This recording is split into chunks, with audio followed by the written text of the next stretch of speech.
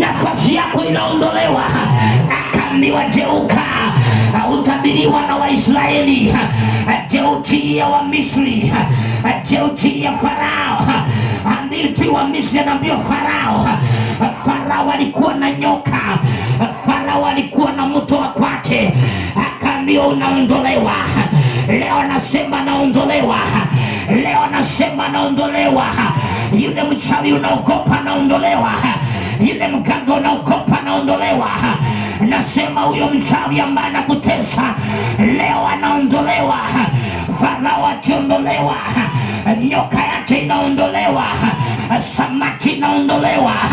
Nasema anaondolewa kwa nafasi yake. Ninaona wachawi wanaondolewa kwa nafasi zao, ninaona waganga wanaondolewa kwa nafasi zao. Nimekuja nitangaze leo, wasiokupenda wanaondolewa, wanaosema tutaona wanaondolewa. Nimekuja nitangaze leo, yoyote anayekupiga vita, wakati nao umefika, wakati umefika. Hivyo vita vinafika mwisho. Ninaongea na watu katika hii nyumba, ninaongea na watu ndani ya hii nyumba ya kwamba anybody ambaye amekupangia maovu, maovu yamefika mwisho.